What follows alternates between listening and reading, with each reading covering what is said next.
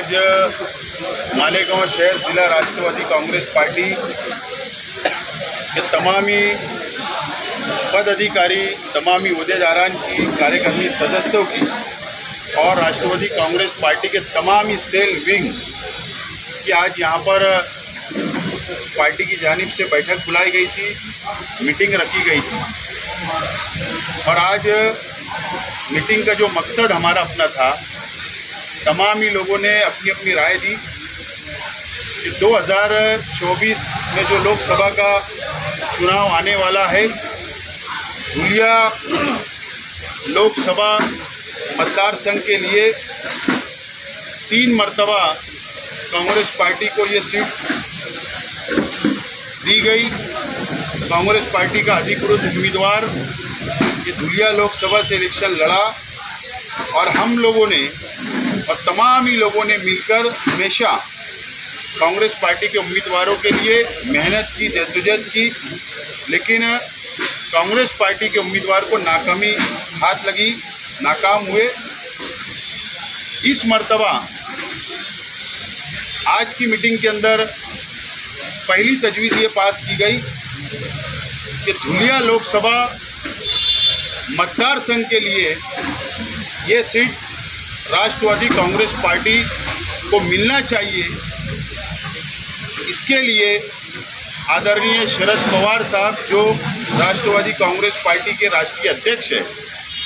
उनके पास हमने आज ठहराव करके एक राय से, तमाम ही लोगों की एक राय से तजवीज़ पास की गई और पवार साहब को भेजी जाएगी कि ये सीट राष्ट्रवादी कांग्रेस पार्टी के हिस्से में आना चाहिए। ऐसी कांग्रेस और शिवसेना, उद्धव जी के जब बैठक होगी तो वो ये सीट को हम लोगों को मिला कर दे, इस तरीके की तजवीज़ पहला नंबर ये भेजी गई। दूसरी जो तजवीज़ यहाँ पर पास की गई कि धुलिया लोकसभा से राष्ट्रवादी कांग्रेस पार्टी को सीट मिल जाने के बाद इस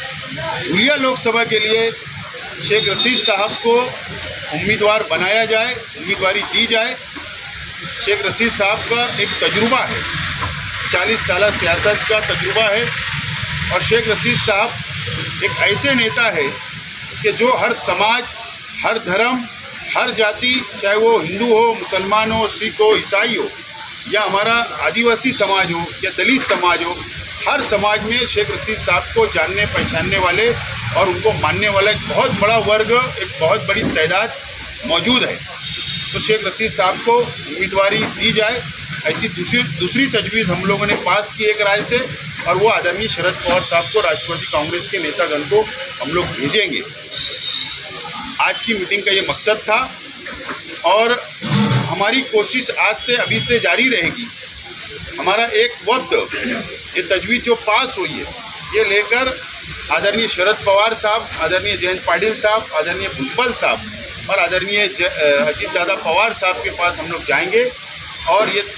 डिमांड करेंगे कि धुलिया लोकसभा राष्ट्रवादी कांग्रेस पार्टी को इस सीट मिलना चाहिए। ये हमारी अपनी कोशिश होगी और जिस वक्त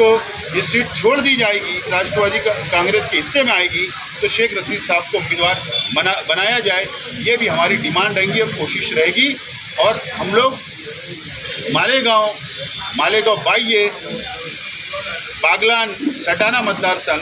और धुलिया ग्रामीण और सिंधखेड़ा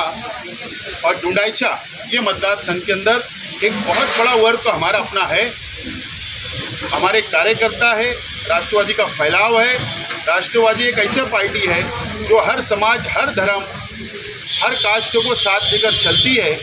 और मुझे उम्मीद है कि अगर ये दोनों चीज़, ये तजवीज़ जो हमने पास की, अगर इसके अंदर हम लोगों को कामयाबी मिलेगी तो ज़रूर धुलिया लोकसभा से राष्ट्रवादी कांग्रेस पार्टी के उम्मीदवार कामयाब होंगे। इसके लिए आज की मीटिंग बुलाई गई।